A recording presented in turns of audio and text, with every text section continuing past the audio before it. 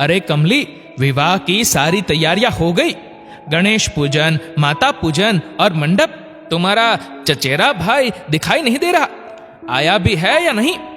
मामा की तरफ से शगुन तो वही करेगा ना।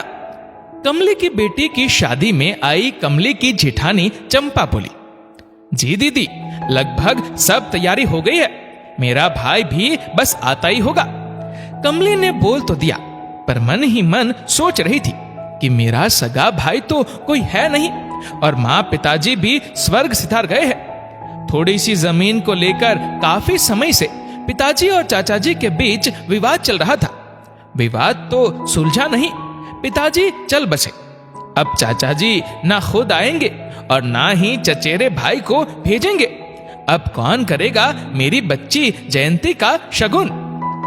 अरे जयंती की माँ, जल्दी बाहर आओ। पति की आवाज सुनकर कमली दौड़कर बाहर आई। आंगन में खड़े प्रताप भैया को देखकर चकित रह गई।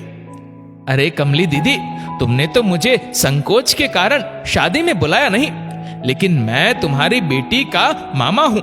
तुम्हारे द्वारा बांधी गई राखी मैं कैसे भूल सकता हूं? कमली के सामने बचपन के वो लम्हे चलचित्र की भांति घूमने लगे।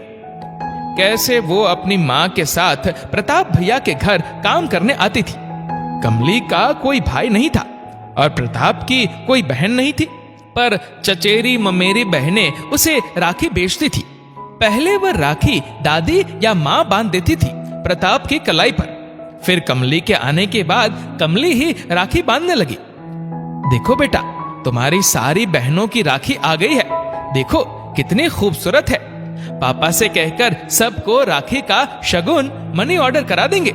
प्रताप की माँ कहती, बेटा हर बार की तरह राखी वाले दिन कमली से राखी बंधवा लेना और उसे 101 रुपए दे देना। हर साल माँ यही कहती। राखी तो मेरी बहनों ने भेजी है, फिर कमली को पैसे क्यों देना? नटखट प्रताप अपनी माँ से कहता। बेटा, बहनों का आशीर्वाद खाली नहीं जाता और खाली हाथ बहनों से राखी नहीं बंधवाते। माँ ने प्रताप को समझाया। जा कमली, प्रताप भैया को उसकी बहनों की सारी राखी बांध दे। प्रताप की माँ प्यार से कमली से कहती। कमली भी झटपट बिना किसी स्वार्थ के प्रताप को सारी राखियां एक एक करके बांध देती। उसके चेहरे पर ऐसा संतोष रहता मानो अपने भाई को लाखों दुआएं दे रही हो। करीब 10 साल तक ये सिलसिला चलता रहा। प्रताप के पापा का ट्रांसफर दूसरे शहर हो गया और यह सिलसिला टूट गया। प्रताप उच्च शिक्षा के लिए विदेश पढ़ने चला गया। इतने वर्षों बाद प्रताप अपने परिवार के साथ शहर में अपने बचपन के दोस्त के पारिवारिक समारोह में शामिल होने आया था। आते ही उसने कमली के बारे में जानकारी ली। पता चला आज उसकी बेटी की शादी है, तो पहुंच गया मामा का फर्ज निभाने और राखी का कर्ज चुकाने। इतने सालों बाद अचानक ममेरा के लिए आए भाई को देखकर कमली की आंखों से जर जर आंसू बहने लगे थे।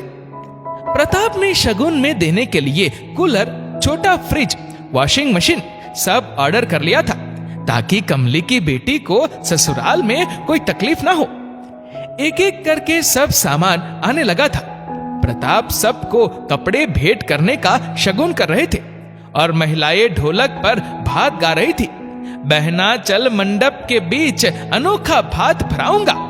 दोस्तों, इस वीडियो को लेकर आपकी क्या राय है नीचे कमेंट करके जरूर बताइएगा। और अगर आपको वीडियो अच्छा लगा हो तो इस वीडियो को लाइक करिएगा, शेयर करिएगा ज्यादा से ज्यादा लोगों तक। और ऐसे ही और भी इंस्पिरेशनल वीडियोस के लिए सब्सक्राइब करें हमारे यूट्यूब चैनल को और फेसबुक पर फॉलो करें हमारे पेज को। धन्यवाद।